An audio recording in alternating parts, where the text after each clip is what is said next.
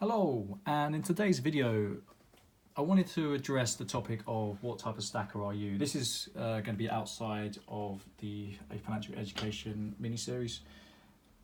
I wanted to address certain issues that I've been coming up against in regards of people who buy from me, and there's a lot of turnover of customers and clients, which upsets me. A lot of people, they jump in head first, and then they do that for months, and then they will just stop, which I find a bit sad, but everyone's got their reasons for doing what they do, you know. So I wanted to run through and give a little demonstration of the type of stacker you are. So let's take stacker number one. I'm going to do it in gold terms, by the way. Stacker number one. This is someone who doesn't have a lot of money coming in. They've got a small amount of disposable income. They pick up maybe a tenth every month or two. Yeah, they're going to pay more in premium, but the premium will come back at the other end of it. This is the type of guy who will be squirreling money away, and it tends to be for the long term, I've found, and it tends to be that they liquidate when they have a rainy day. By the way, I love temps, as everyone knows. I especially love crooks. Let's put that on there. Stacker number two. Now this is meant to represent a quarter. It's slightly under a quarter. It's the same dimensions as a sovereign. It's a Saudi Arabian pound. It's in really good condition, actually. This is the type of guy who wants... Actually, I'm going to use a solve for this one. This is the type of guy who wants to pay lower premiums, and they have slightly more disposable income. The people who buy temps will tend to buy half sovereigns as well. So they may buy one or two, they may save up and make a bigger purchase, maybe up to an ounce, you know. This is owed, by the way, to the gentleman who picked France in the sweepstake. Then you got the next guy. He wants to buy half an ounce. He's slightly more affluent. So he will either buy it in multiples, such as this, or he will buy it in maybe two sols or 2/4 or half coin. Most people don't tend to go for half coin, by the way. So this type of guy will, or girl, has the financial firepower to be buying in half an ounce at a time. It's not so much a big saving. They probably got lower spends. They will probably buy month in, month out until they hit their target. Then you got guy number four.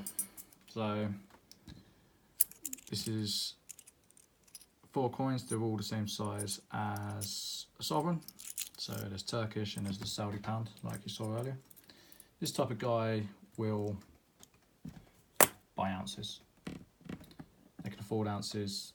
They've got a lot of disposable income. They've probably got incomes coming from other revenue streams. And it's not a problem for them to buy an ounce. These tend to be the more serious investor, and they want to pay less on it. Now, the further up you go, the less the premium you pay. However, premium is a double-edged sword. So the further up you go, the less people that can buy. So say, for example, this was an ounce coin. I don't have any ounce coins on my person, so I could have used this for the half ounce. This is my fancy paperweight at the moment. I'm not sure if I want to sell it. I probably will at some point.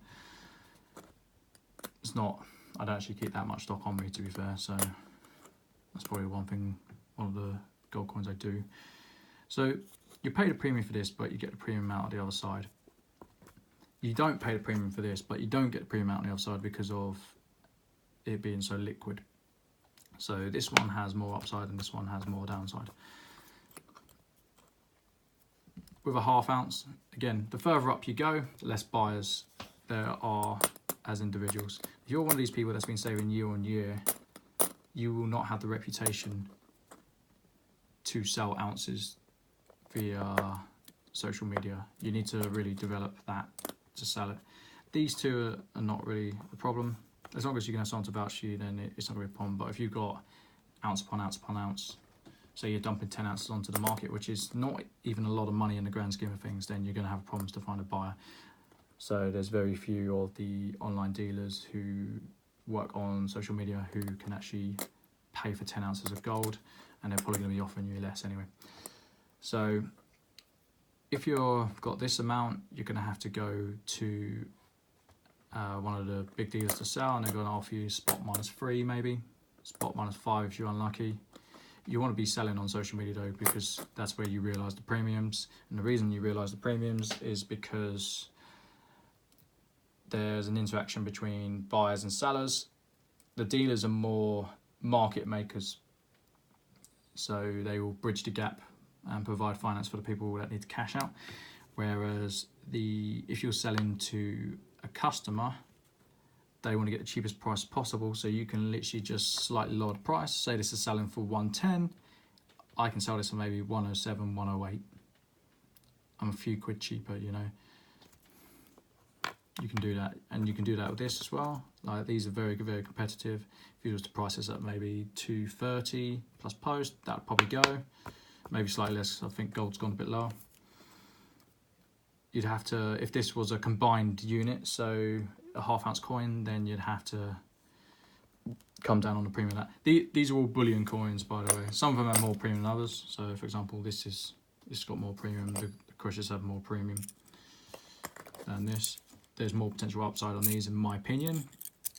There's more upside on these types of coins, and there's very little upside on the SOV because it's a pure gold play. Now, one of the gripes I have is a lot of people will come into this and they don't have strategy. And this is one of the reasons I set up this channel. I really want to help people out with strategies to build their wealth. Unfortunately, if you don't have any strategies, it doesn't matter what you buy out of all of this. You're going to lose money. Or you're going to be very fortunate to break even or make a small profit. If you have strategies, then you can make money off any of this stuff. But you need to understand the game that is afoot. So if I was a small-time buyer, I'd be hunting these out. I'd be seeking out dealers who, like myself, run on credit and who sometimes need to liquidate. That way you can get a cheaper price than the market, because it will have to go. Now, I've got a black book of contacts. I will just contact a lot of people until I can sell these. I'm actually sitting on these for a while. They haven't sold, but I'm waiting for a certain period of time to sell them, so I'm not too worried about that. Now, if I was a medium-sized buyer, I wouldn't have a problem taking this to a dealer. So the spread is so small, doesn't matter. These two, I would probably go to my bigger buyers and say, I can do spot +2 if they were full units, or spot +3, because they're not going to be able to buy elsewhere because they've made their money in other areas. Now, if you're a long-term holder, you can take two strategies. You can buy and cost average these, pound cost average, and then just sell when you need to. You can buy in lots of small units and then ping them off one by one, say one a month when you want to. It all depends on your time frames and where you wish to take this journey. Now, a lot of people are not inclined the way I am, in the sense that I buy and sell. So I make my money via making the spread. So I have to source the product for a price where I can make the money. Most people won't have that, so they need to understand the individual strategies that they can use to maximize their money. Now, if you take the short run approach, I'd be aiming for these. Otherwise, it becomes a pure spot play. If you're taking the long run approach, I'd aim for the bigger units. Your SOV is very good, but I'd probably aim for your ounces, and I'd save up, and I'll just ping them off in 20, 30 years. I think that if you don't understand what you're doing with this and you jump in head first, unfortunately, it doesn't matter what you make, you're going to lose money. You might as well not buy, you know. Some people buy for different reasons. Some people, they're saying, well, some people collect coins, and some people will just piss it up the wall if they don't spend it on gold or silver. But you should always know your strategies, and by doing that you should be able to make a bit of money on top. So I hope this video has been useful. Please like, comment, subscribe, usual things. Tell me if you agree, tell me if you don't. I always like to foster conversation on my videos. So take care guys.